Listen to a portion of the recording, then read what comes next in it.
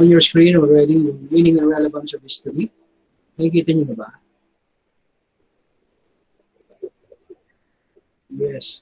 We started discussing this lesson 1 last time? Hindi pa, no? Pa tayo nag-start? Natapos po tayo nun sa types of sources. Ay, yung sources po nung primary, secondary, saka yung ano po yan. Okay, ito sa sa classification yata. Ito. Tama ba? Sir, bali lesson 2 na po ata tayo. So, na-discuss ko na sa inyo yung activity na ito. Activity. Di pa. Tapos na po. Tapos na. Pero, sabi ko sa inyo, huwag muna, meron na akong na-assign sa inyo, activity 1. Activity 3, actually ito, no? Activity 3 kasi sa instructional material natin, activity 1 siya. Kasi nga sa unit 1 siya, di ba? Lesson 1. Tama ba? This is lesson 1. And then you have lesson 2. Ito naman. So, ito yung lesson 2 ninyo. So, did I ask you already to work on activity 1? Yes, sir. Yung activity 1 lang po. Pero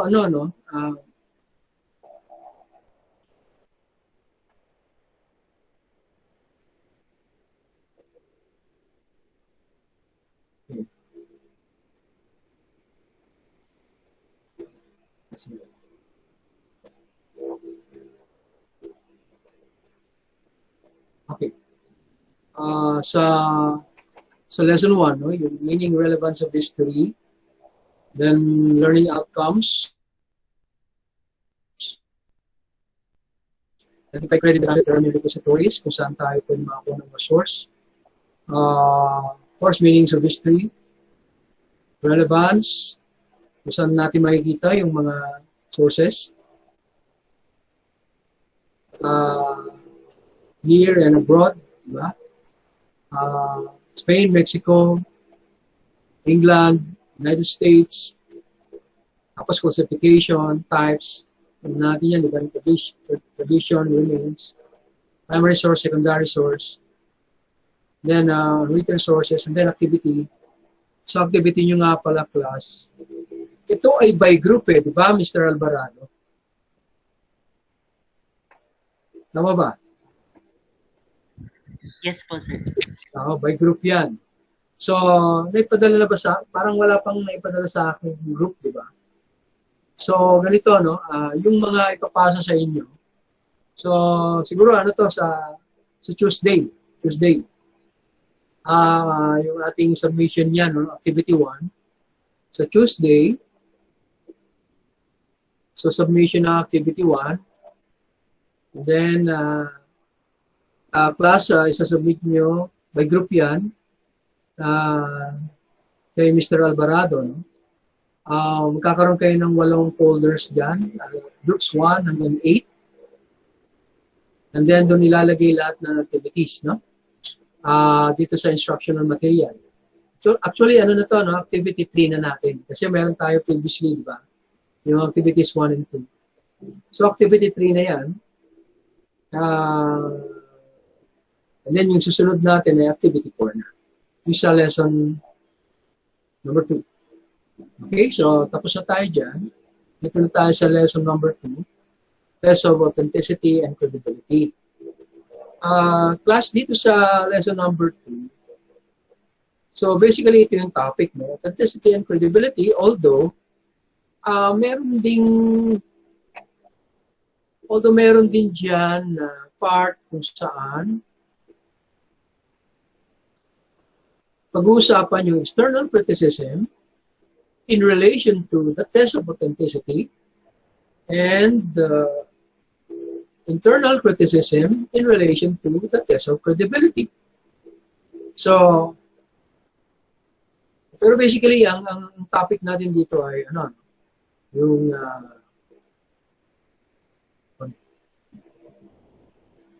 basically ang topic natin dito, yung test of authenticity and credibility. Kaya lang baka malito kayo no kasi meron din papasok din yung ano no, yung external criticism and internal criticism na napag-usapan natin sa lecture number 1 natin, diba, sa Introduction to History. Okay, so dito, gaano ka original, no? Ano ba yung original sa original, no? Gaano ka original yung source at gaano siya katanggap-tanggap, no? O kapanipaniwala, credibility. Katanggap-tanggap, kapanipaniwala, credibility. Yung authenticity, yung originality. Okay? So, ayun yung pag-uusapan natin. So, dito binabanggit sa introduction, yung usual mistake daw no, ng mga estudyante ay disregarding or yes, no, yung, they disregard your examination and examination and the originality and the competence of the source, no? Disregard no? yung pagsusuri at yung originality ng pinanggalingan ng mga data, no? Ng mga datos, no? Yan. So yun daw ang usual mistake na ginagawa no, ng mga estudyante, ng mga researcher dito sa first paragraph yung binabanggit. And that is why yung readers daw ay misled or misinformed. So in our time, di ba, you're very much familiar with fake news, di ba? Fake news. Or maybe some of you are familiar with framing analysis. Normally, ano yan eh, no? These people would really want us to believe what they're saying or what they're telling us at the expense of other people. So, they're misleading us no, with regards to historical facts or information. So, ito yung, ito yung usual mistake. Actually, yung binanggit natin ay intentional, no? Intentional on the part of the one sharing to us no, those information na mali, no, fake, hindi totoo, pero yun ang gusto nilang, or hindi kompleto, pero yun ang gusto nilang ibahagi sa atin. So ito yung usual error no, in the authenticity and credibility of the source. Now, next paragraph, second paragraph, sources are said to be worthless if they are not used by historians. Talaga namang walang mangyayari no, doon sa mga source kung hindi gagamitin ng historian. Talagang walang mangyayari. Accounts of historians are insignificant. Likewise, if they are not read by readers. So, kung hindi rin naman babasahin, hindi rin naman siya, worthless din siya. Kung hindi mababasa ng mga tao. Especially the students of this thing. This is the reason why every information to be used must be accurate.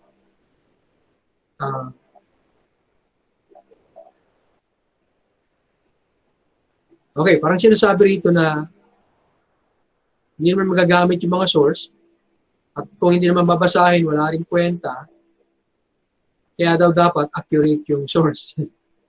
Hence, the importance of internal criticisms. Aklas susundan nyo ba yung ibig sabihin dito? The topic is authenticity and credibility, although on the side, no, there are also things no, that are being explained with regards to internal and external criticisms. So, ang binabanggit dito, wala raw kwenta or walang halaga no, yung mga source kung hindi gagamitin ng historian at wala ring halaga kung hindi naman babasahin. And then after that, merong sentence na sabi, ito daw ang dahilan kung bakit dapat daw maging accurate no, yung mga information. Well, basahin man o hindi, dapat accurate ang information natin. Okay? Nakukuha niyo ba ibig ko sabihin, class, no? As we go about this introduction, no? As we go over this introduction, no? Yun yung ano, no? So, basahin man o hindi, dapat accurate. Pero dito sabi, this is the reason why every information must be accurate. Hindi lang dahil sa hindi siya ginamit o hindi siya binasa. So, lahat ng informasyon dapat accurate. Hence, the importance of internal and external criticism. Okay. So, ayun, no? Dapat lahat accurate. Kaya mahalaga yung internal at external criticism. These criticisms are parts and parcels of the so-called methods of history. Yes, yung bahagi siya ng method of history.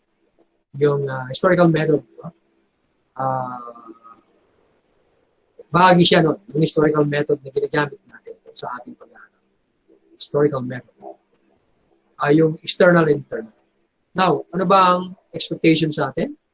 Dapat daw, number one, discerning of the significance of external and internal criticism. Well, yung word na discern, class, ay medyo malalim, no?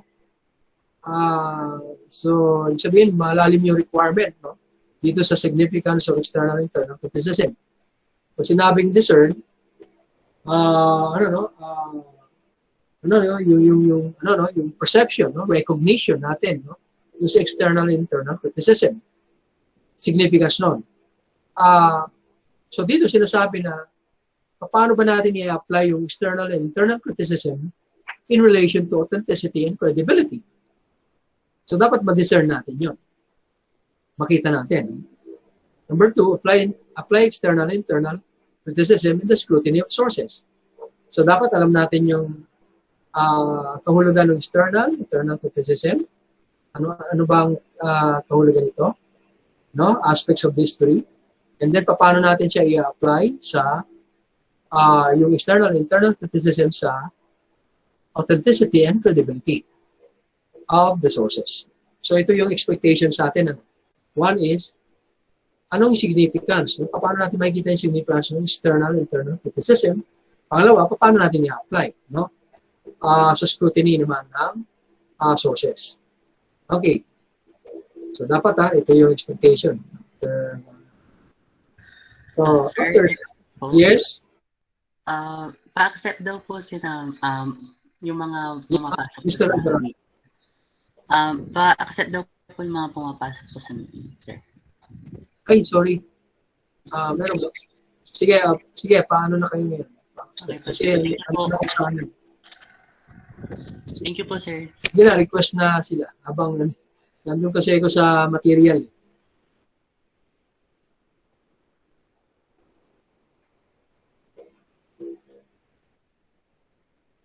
Wala pa eh. Nagtampo yata.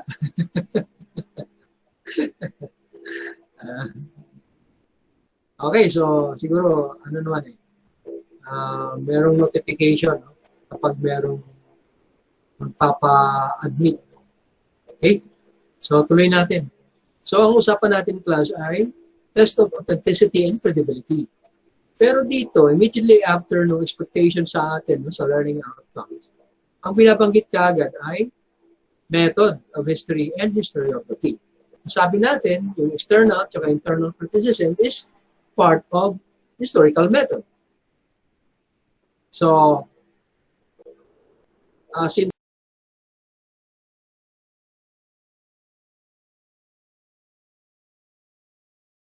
paragraph pertains to the meaning of method or history, and the second paragraph, okay, yan na. Ay, wala pala akong camera. Okay. And the second paragraph,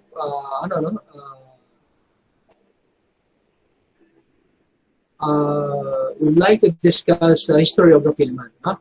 So, yan. So, again, ang topic, test of authenticity and credibility, although we will try to find, no, or we will try to apply yung external and internal criticism. So, dito sa method, sa first paragraph, sabi, pertains to the process of thoroughly examining and critically analyzing the records and survivals of the past. So, pagdating dun sa external-internal, di ba sabi ko sa inyo sa introduction to history, external, yung panlabas, di ba? Ano lang naman kasimple. Yung internal, yung mas malalim or yung nasa loob, no? For example, yung panloob, no? O yung much deeper understanding.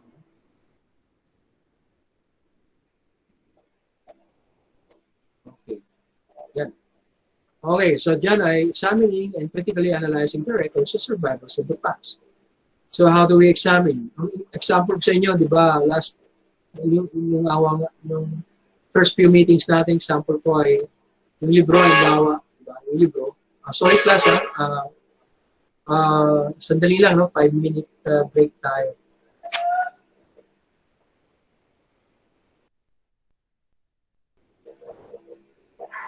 I'm back. Okay, so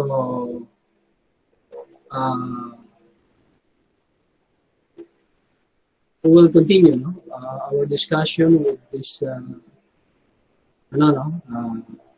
lesson number 2. What is the difference between method of history and historiography? Nabanggit ko na sa inyo.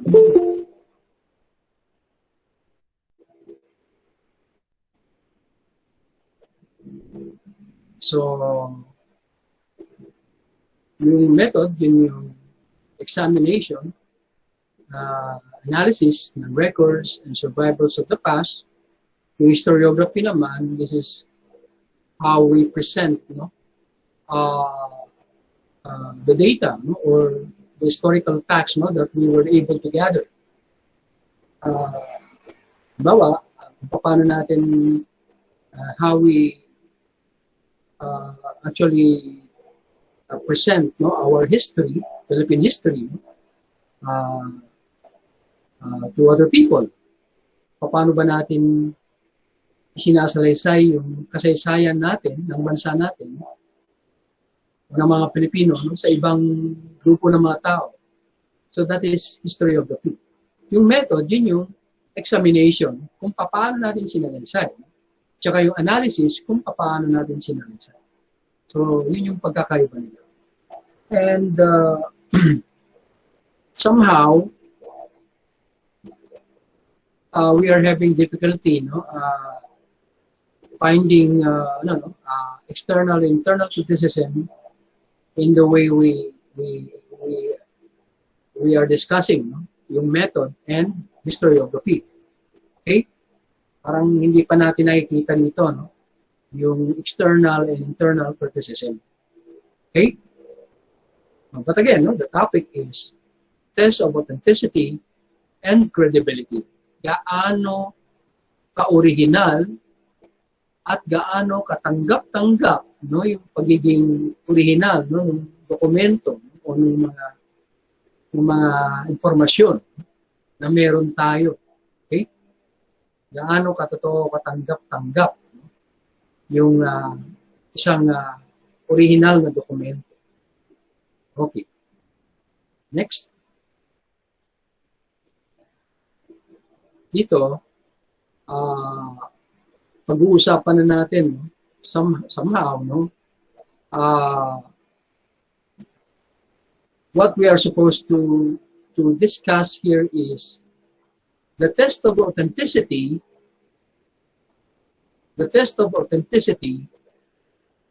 as regards to how we apply or how we are supposed to apply external criticism. So, ito yung title, di ba?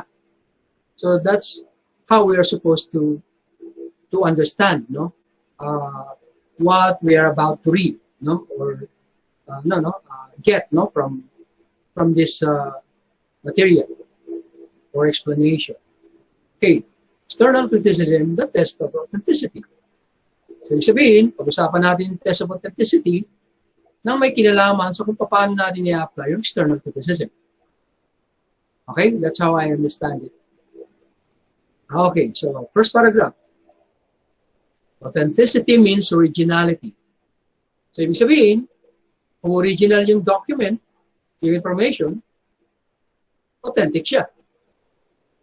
Okay? Original siya.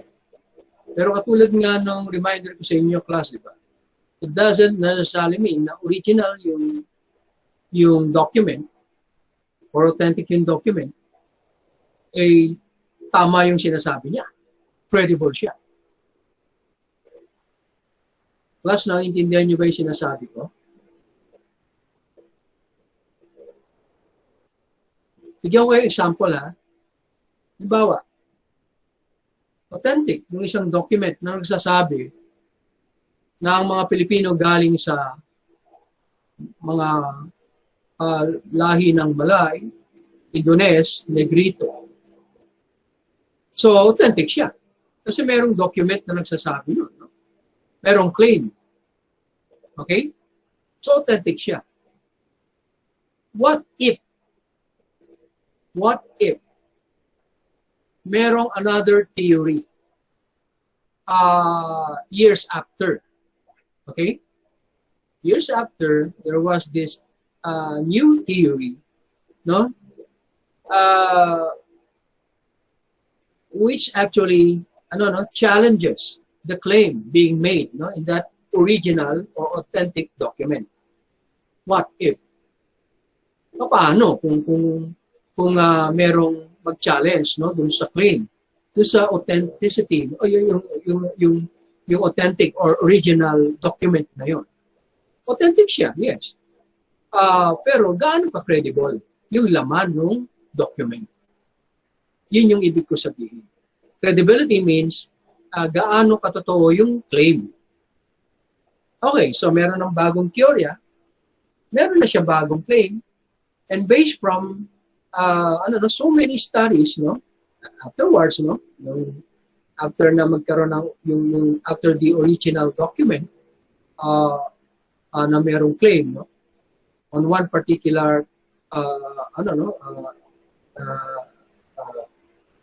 one particular aspect in the history of the Filipino people, no,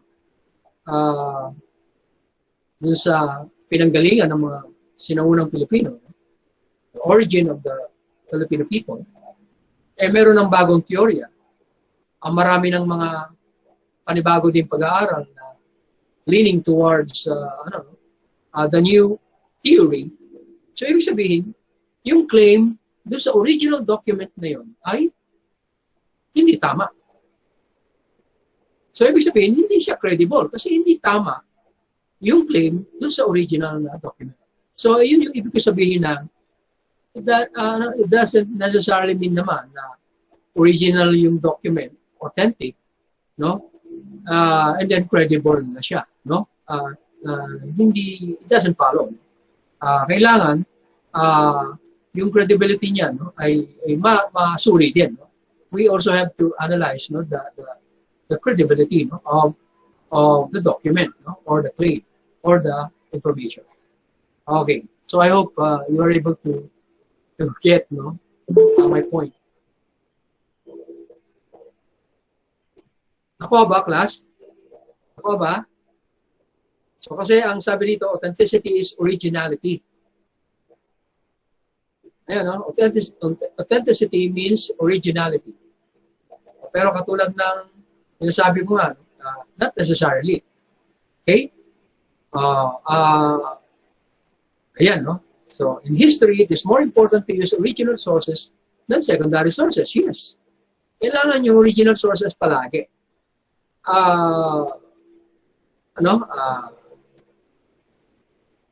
Because they provide raw data. So, hindi pa sila na-interpret, no, ng ibang historian or ibang experts.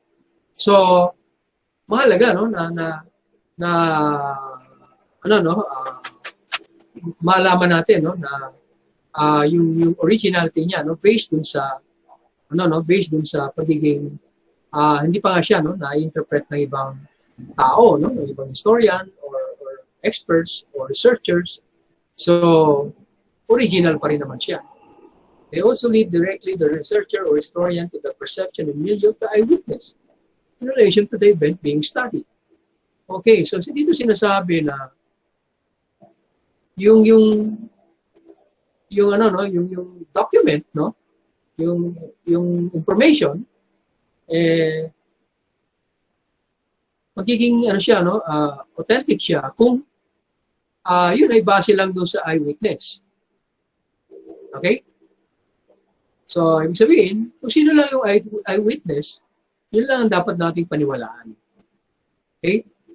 That is why, ano, no, it tells of authenticity, no, of what is being studied. Nagiging authentic yung information na yun, yung source na yun, no? Because of the eyewitness. No? Kung sino man yung eyewitness o naging bahagi ng event na yun, yung isang pangyayari na yun, ay masasabi natin authentic, no, yung ating information or source. No? Okay, next. Genuine sources are usually the sources from which secondary materials derive the data. Well, yes, no? We don't have to say usually, no? Kasi, syempre, yung original, yun ang panggagalingan ng secondary, no, materials. Okay. Now, let's go to the next paragraph. So, dito, nga pala, no, class. So, first paragraph, parang nahihirapan pa rin tayo makita yung external criticism dito, di ba? Okay. Parang binabanggit lang dito, yung test of authenticity na topic natin ay, ang ibig sabihin niyan, external criticism. Okay? So, yun. So, next paragraph, why the test of authenticity is done. It is done in order to determine the genuineness of sources. Yes, no? Ginagawa nga yan para malaman natin kung totoo nga ba, no? Yung dokumento, no? O yung informasyon. It is necessary to determine real accounts from hoax. But the question here is, how do we determine whether or not the information or the source is authentic? Yun yung question, di ba? Those that were fabricated covertly by persons who wanted to have false claims. Yes, no? Yun nga yung hirap eh. Kasi lalo na ngayon sa panahon natin, mayroong mga fake news, di ba? Mga fake news. Maski yung mainstream media ay namimili ng mga ibabalita nila. So, paano yan? Parang false claim din yun, di ba? Namimili ng mga kung ano yung mga ipapresent nila sa mga tao. So, magkakaroon tayo ng we will be having this wrong interpretation, no, of what's going on. Magkakaroon tayo ng problema dyan. Kung pinipili lang nila ang gusto nilang ipakita sa atin. Okay? An example of this is the alleged Maragtas Code. Okay. I hope you're aware of Maragtas Code, no? O kasi, yun, ibig sabihin, yung document na yun ay authentic. Okay, may sumulat nun, no? May nag-share, no, nung Maragtas Code na yun. Okay, authentic siya. Pero, dahil hindi naman siya totoo, no? Wala siyang credibility. Okay, authentic lang siya. Okay? Example of this is the alleged Maragtas Code, which was purported by Pedro Monteclaro. Sabi ni William Henry Scott, Maragtas was made by Monteclaro based on suspicious oral and fabricated written sources. So, nadedetect mo yung authenticity, no? Kapag meron ng mga later studies, no? Nadedetect natin yan. Katulad ni Henry Scott, he conducted a study and then he found out that the sources of Maragtas, no, by Monteclaro, no, were suspicious and fabricated. Okay, hindi totoo. So, authentic yung Maragtas, pero hindi siya credible. Okay? Sources are likewise fabricated in order, third paragraph. Sources are likewise fabricated in order to justify the supposed occurrence of events. Okay, pinafabricate nila kasi nga they want people to believe them, no? Wala pang mga study, perhaps, no? There are no studies conducted yet, and then they would like to be the first, no, to share information, no? Kaya ang problema, fabricated naman yung information nila. So, hindi siya authentic, no? Hindi siya credible. A classic case on this matter is negative revisionism, which in any way attempts to alter history. Okay, negative revisionism or sometimes we call that historical revisionism. Kasi nga, yung mga nangyari sa nakalipas ay binabago nila, no? Based dun sa kanilang gustong interpretation. So, pwede rin ano to, no? Based from the interpretation of, of the one, no? Which is biased, no? When it comes to those historical facts. Siyempre, yung bias niya, yun yung gusto niyang palabasin. Okay? Yun yung gusto niyang paniwalaan ng mga tao. So, ayan, yung third paragraph. So, again, no, makita yung external criticism application dito. No, ng external criticism. So, ang nakikita pa lang natin na maliwanag dito yung test of authenticity. As regards to how external criticism is being applied, pero medyo nahirapan tayo, no, na makita yun. Fourth paragraph, another reason in performing the test of authenticity, again, no, test of authenticity is for the historian to detect misleading sources. So, kung intindi natin yung title niya, External Criticism, Test of Authenticity, parang gusto niya lang sabihin dito na yung test of authenticity is, yun yung external criticism. Okay? Pero siyempre, iba rin yung external criticism sa test of authenticity. Bakit? Kasi di ba, yung external criticism, may sarili siyang, no? Halimbawa, yung example sa inyo, yung panlabas, no? Yung mas mababaw na aspeto, no? Yung pag-unawa natin, no? Dun sa isang bagay. Yung test of authenticity naman, separate, no? Kasi dito, paano ba natin nalalaman na yung isang informasyon, no? Or yung source, no? Kung totoo o hindi. Paano ba natin nalalaman yun? Dito kasi, sa ginawa ni Henry Scott, sa second paragraph, nag-conduct siya ng study. So, parang he delved deeper, no? Into, the information that was given by Pedro Monteclaro. So, in a sense, internal yun, no? Umaga, no? Yung kanyang ginawa, no? Delve deeper, no? The moment you delve deeper, no, into certain matters, that's internal criticism, no? Not necessarily external. Okay?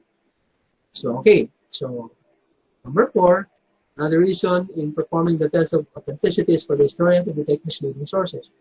So, again, no, it's a question of authenticity, not really external criticism. Okay. So, ganito. Yung external criticism, no, kung ito yung pinapaliwanag dito sa 4 paragraphs na to, tingnan na lang natin na yun yung ibig sabihin ng test of authenticity. External criticism ang tawag doon. Okay? Pero, katulad nga ng example sa inyo, sa previous meetings natin, external, yung panlabas, internal, panloob. Okay? Mababaw siya, pero titingnan natin yung mga external issues. Kumbaga, for example, yung materials, yan, halimbawa, libro, diba, nakita mo yung author doon, halimbawa, Monteclaro, nakita mo doon. Ano ba yung sinasabi ng Monteclaro, no? Doon sa nakapalaman, no? Doon sa kanyang libro, ayun yung internal. Yung sinabi niya, no? Doon sa kanyang libro, yung kanyang claim. Okay? Yun yung internal. External, yung kanyang, yung kanyang work. Ano yung work niya? Yun yung criticize ni William Henry Scott. Now, ano yung work niya? Yung work na yun, ano yung mga sinabi niya ron? Yun yung internal. Okay? So, there you go. External criticism, the test of authenticity. What about internal criticism? Test of credibility naman daw ito. Yung gaano siya kapanipaniwala o katanggap-tanggap. No credibility. Dito, makikita naman natin, no, yung naka-enumerate siya, competence of the source in telling the truth, competence of the source in telling the truth. Halimbawa, yung author, gaano ba kapanipaniwala yung author, di ba? Ng libro. So, internal criticism yun. Bakit? Kasi you have to, you have to know, no, the author. kailangan makita mo yung background niya. You have to know the background of the author. Kasi kung ang background niya ay hindi akma no, sa mga sinasabi niya, most probably nagsisinungaling siya. Okay? Number 2, willingness of the source in telling the truth. Gaano ba ka-open no, yung source no, dun sa kanyang mga information? Ibig sabihin, lahat ba binanggit niya? Yun yung binabanggit ko kanina, di ba? Yung sinasabi ko kanina na dapat kapag nag-present ka ng mga facts, sabihin mo lahat, no? Yung totality ng history, ng pangyayari, ng issue. Hindi pwedeng ngayon mo lang binabanggit, no? Dapat tingnan mo yung origin ng issue. Para malaman natin kung sino nagsasabi ng totoo o hindi. Okay? Tingnan natin yung origin. Hindi pwedeng yung ngayon lang. Okay? Halimbawa sa West Philippine Sea, tingnan natin yung kabuuan ng issue. Saan ba nag-start yung issue ng West Philippine Sea?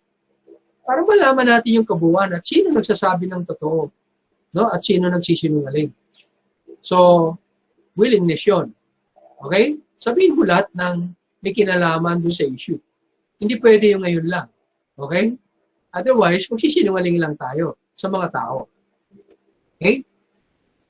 Number 3, adequacy of data relayed by the source.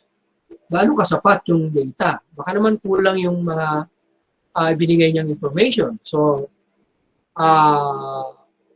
actually, internal siya, pero pwede rin external, no? Kasi nga yung information na nakita natin, panlabas. No? Kasi yung adequacy is, ito yung kasapatan, di ba? Yung enough, no? Do you have enough data presented, kumbaga, or relayed, no, to the people, no? To those to whom you would like to share your information. Ito yung yung kasapatan ibig sabihin, ito yung mga datos na nakuha mo. So, not necessarily analyzing or not really analyzing yung laman ng mga data mo. So, medyo gray area itong number 2.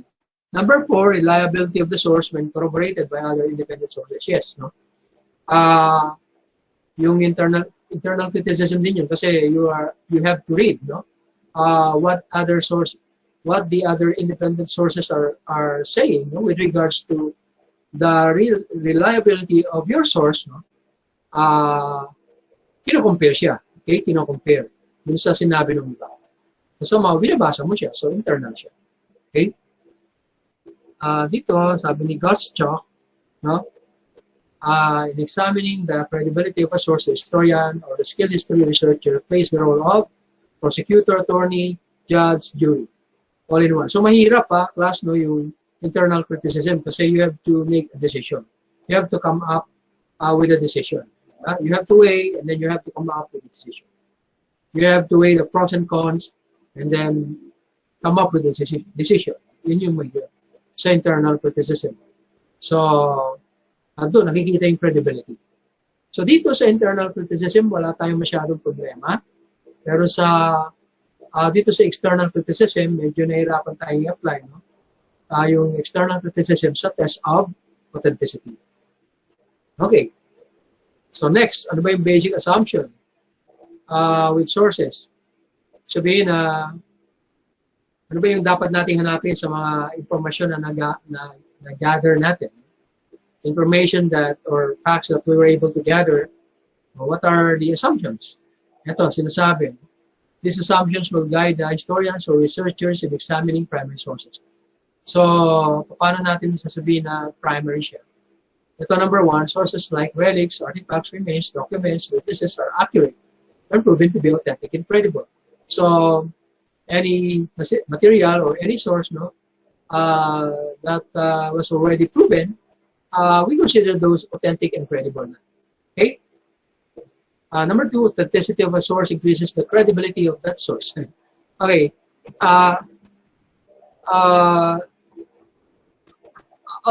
So yung authenticity kasi, ito yung identified with originality, di ba? Based doon sa binasa natin. So, kung yung source natin ay yun ang concern, originality, authenticity, credibility will come in after, no? After we are able to, we are able to assess, no? Whether our source is authentic. So, parang baligtad dito. No? Dapat ang nadadagdagan ay yung authenticity. Diba? Yung credibility of the source increases the authenticity of the source. Parang ganun dapat. No? Well, anyway, we will still discuss this. No? Okay, next is primary source is more reliable than a secondary one. Siyempre naman, di ba, yung original, no? Mas reliable yon. Kaya lang, again, no, kung may magtatanong sa inyo, sir, gaano naman ka-credible yung primary source, di ba? Kasi sinabi ko di ba, yung credibility ay depende sa sinasabi. Normally, sasabihin natin dito, normally, primary source is more reliable than the secondary one, normally. Okay? Kasi nga, meron pa tayong mga, later on, no, nagkakaroon ng mga discoveries, no? So, nababago na-update ngayon yung knowledge. So, kung hindi naman tama yung knowledge sa primary source, siyempre, mababago na siya. Diba? Although authentic yung primary source, hindi naman tama yung sinabi niya. Diba? Hindi siya credible. Mas credible yung panibagong theory. Okay. Number 4, credibility of a source is increased if it is corroborated by independent sources. Yes, no? Tama naman. Kapag merong ibang source na binabanggit ng source natin, mas nadadagdagan yung credibility natin. Number 5, sources would tend to be biased, especially to its provenance or to the one who made it or held its custody. Yes, no? Bias naman tayo normally, magiging bias tayo sa information na palalabas natin or information that we would like other people to believe, no? Bias tayo doon, syempre. Okay? Sources like witnesses or their testimonies do not have immediate interest or direct involvement with it. Yes, nagiging credible yung source natin kung walang vested interest yung source na yun. Okay? If all independent sources agree to a certain event, then the event becomes usually acceptable or factual. Yes, no? Siyempre, kung merong isang information, historical fact, na later on, other would agree, no? Other would openly agree. Acceptable siya or factual. Nagiging acceptable. Nagiging legitimate yung credibility or authenticity ng information. Number 8, testimonies of witnesses are credible if the witnesses are mentally and emotionally fit. Well, siyempre naman, normally naman, kinukuha natin yung mga information natin doon sa mga taong mentally and emotionally fit. Okay? 9, the source that does not conform to its meaning is considered fabricated source. Yes. Kung hindi yung source na binabanggit, no, ay hindi ginamit, no, yung pamamaraan sa isang field ng pag-aaral, most likely yan, fabricated. Okay. Next naman ay what to consider with disagreeing or style sources. Ibig sabihin dito ay how do we handle, no, yung mga tao na those people who disagree with our information or those people who are hostile, no? Well, sabi dito, hostile sources, no? Sige, di lahalan natin. Sabi dito, difficult to deal with. Meron mga taong gano'n na kahit na sabihin mo yung totoo, hindi pa rin sila naniniwala sa'yo. Diba? Parang ito ang ibig sabihin dito. What to consider with disagreeing or hostile sources. If two sources disagree with each other, and there is no way wherein one could be examined over the other and vice versa, the source with more logical reasoning and which supports common sense would be considered. Okay. Kung meron daw dalawang conflicting informations, no? Yung nag-present ng mas logical,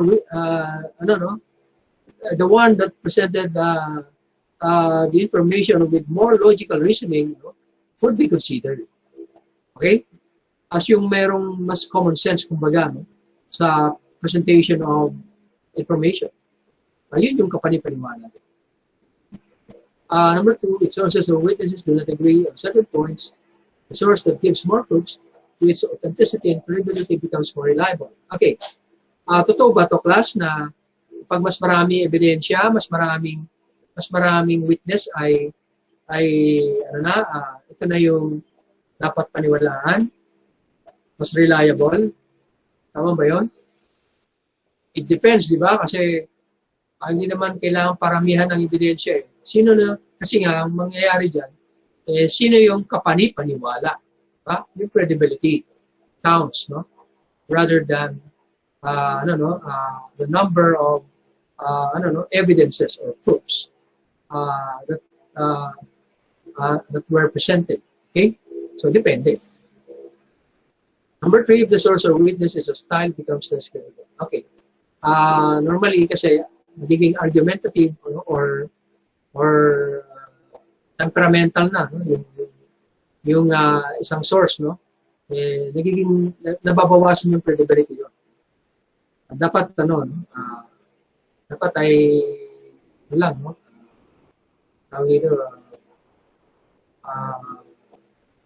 You present your facts in a nice way, no? Hindi yung dadaanin mo sa galit, no? Hindi pwede yun, no? Number four, source or witness that holds orientation from our school of thought or philosophy. Okay. So, hindi naman pwedeng tatanggapin na lang natin na yung coming from one school of thought or philosophy. Dapat tanggapin natin lahat, no? Kaya, yun. Dapat natin. That is how we have to handle, no? Yung disagreeing or style sources. Now, ethics and historical research, madami ito, class. Yan, body of activity. So, ethics, ito yung mga supposed to be, no? Dapat nating behavior or ano tawag dito? Behavior or manner, no? In which we have to present our information. Nakalagay dito, number one, sa parang bullet, conscious as to where is coming from. So, dapat conscious rin tayo sa points natin, no? Sa argument natin. Dapat conscious din tayo sa mga taong, those people who will also challenge our argument, no? Dapat conscious din tayo doon. Yun yung, standard, ethical standard. Another thing is objective and accurate in examining and analyzing the sources. So, dapat daw objective tayo and accurate. No? As much as possible, no? Dapat accurate tayo. Kaya lang, siyempre, sometimes we cannot really be accurate, no? Especially with regards to our facts. No? So, objective daw tayo dapat. Pero, di ba, nga tayo eh? Bias nga tayo. Pero, ibig sabihin dito ng pagiging objective. Dapat we have to bear in mind that we also need to present the totality, no, of one particular story. Hindi lang yung isang portion ng storya. Magiging mali, no, yung ating analysis. Or magiging mali yung analysis ng ibang tao. Next is impartial and rational in interpreting data, in synthesizing the word. Yes, no? Kailangan nga impartial tayo. Pero sabi nga, di ba, bias din naman tayo. Diba? So, as much as possible siguro, no? Ibasa natin yung pagiging impartial. Okay. Saka dapat reasonable tayo palagi when we interpret our data. Okay? Next is open to the use of all available and relevant sources. Yes, gamitin natin lahat ng resources na pwedeng gamitin. Including yung mga contradictions sa ating those opinions, no, that would contradict our arguments. Dapat open tayo. Next is free from influence and subjection of others. Ibig sabihin ay subjection of others. Dapat dito ay huwag tayo magpa-influensya sa ibang tao. No? Free from the influence of other people. Or dapat as we present our information or our facts, we are not subject, no, to other people. Okay? Hindi tayo sabihin na we're not just following orders from anyone. Okay? Next is conscientious and properly citing sources. Yes, dapat ay alam natin mag-cite ng mga source natin, no, sa mga information na binigay natin. Next, thankful to those who help him. Yes, dapat naman talaga magpasalamat tayo sa mga nakatulong sa atin sa research. Adhere himself to the highest integrity of scholarship by, namin yan, pero yung plagiarism, no? Fabricate, huwag tayong gagawa niya. Fabricate tayo ng mga information or kumokopy lang tayo, hindi dapat. Unethical. Next, engage himself in a scientific scholarship through proper application of the established methods of the discipline. Yes, no? Gamitin natin yung methodology ng field natin. Then, next is establish serious and rational familiarity with sources. Okay, dapat daw, tingnan natin ng maigi yung mga source natin. Then, makipag-dialogue tayo sa ibang mga historian. Yan. Or mga expert in history. Next, secure all forms of sources and allow them to be used by other historians. Yes, share you. Mga information na meron kayo. Next, offer authentic pieces of evidence to any serious claims or arguments. So, dapat talaga palaging meron tangensya, authentic evidence, and credible evidence. Refrain from duplicating what has been done before. Huwag na nating diyahin yung mga nagawa na dati. Acknowledge indebtedness. Parang ano rin to yung isa kanina, di ba? Umanaw tayo ng utang na loob. Knowledge indebtedness, no? From other historians. Nakabulol ito. Indebtedness. Next, exude respect for criticism from peers and other historians. Yes, dapat open tayo sa criticism. Let's just consider these criticisms constructive criticism. Okay? Next, abstain from a reasonable interpretation of this data. Yes, no, dapat maging reasonable tayo palagi sa interpretation natin ng data. Next, show respect to other viewpoints. Tanggapin natin yung ibang mga pananaw. And then, avoid irresponsible use of sources in order to deliberately mislead. Yun nga, no, huwag nating i-mislead yung mga tao. Huwag tayo magtago ng mga pangyayari, no? Sabihin natin lahat. Okay? Then, it must always be borne in mind that history is a relevant and moralizing discipline. That is why it must always be objective and accurate. Okay. So, class, dito sa activity 2, madali lang ito. Yung activity 1 nyo, you can submit on Tuesday. Yung activity 2 naman, Friday. By group din ito, tulungan nyo na lang yung isang member ng grupo ninyo. So, pili na lang kayo ng isa sa grupo ninyo. And then, tulungan na lang i-discuss. Ano ang di-discuss? Ano nakalagay dyan? Kuha kayo ng birth certificate. So,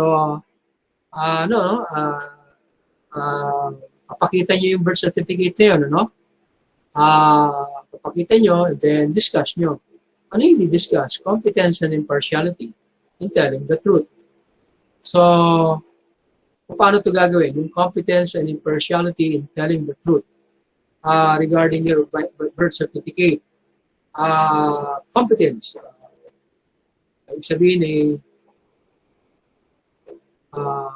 wala kang itinatago, no?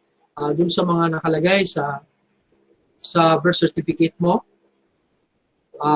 Then you also you're also the one, no? Explaining, no, all the informations, no, contained, no, in your birth certificate. Number 2, willingness in telling the truth. Parehong-pareho lang, no? Wala kang itatago. Impartiality. Wala kang itatago. Lahat babanggitin mo. No, may kinalaman sa birth certificate. Number 3, adequacy of data that it conveys. Gaano ba kasapat yung mga datos, no? Adequacy of data that it conveys, no? Okay? What other sources do you have? Siguro itong adequacy of data that it conveys, sama nyo na lang dito sa what other sources do you have at home? Do you think you can corroborate with your birth certificate? So, hanap kayo ng ibang document na magko-corroborate sa mga nakaloob, no, sa birth certificate. Okay. And then, what corroboration did you establish? So, paano mo na-establish, no, by way of what corroboration did you use, no? Yun. So, kuha lang kayo ng isang birth certificate, then discuss your name, competence, partiality, willingness, and then adequacy of data. And then, kuha ka pa ng isa pang document para ma-confirm, no? Ma-validate, no? Mga tao, no? Yung birth certificate. Okay. So, ito yung mga source natin, ang mga reference. Okay.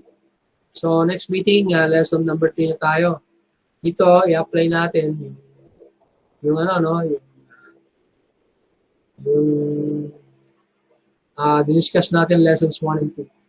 So, ito yung mismong example. So, we will go over this example. No? Pag-aaralan natin yan. Next meeting to.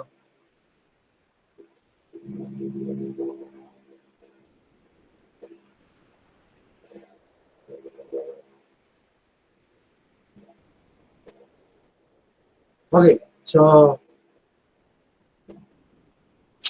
ito yung mga ano, no? Ito mismo yung document na babasahin natin next. Medyo mahaba lang siya. Page 32. Yan. Page 32.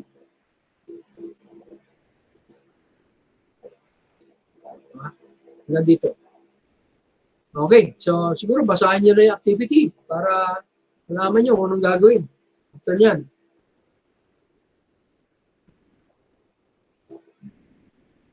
Kaya lang, ito yung activity niyang class. Medyo matrabaho yan. Okay? Availability. Finding. Conclusion. Okay. So, basa-basahin nyo na. By group na yan. By group. Pag-aralan nyo na. Huwag nyo munang sagutan. Okay? From page 14. Page 14. Okay. Yan. So, itong activity number 2, sa Friday nyo na ipasa. Next Friday. Dali lang to. Mas madali kaysa doon sa home. Okay? May tanong pa ba? May tanong? Kung wala na,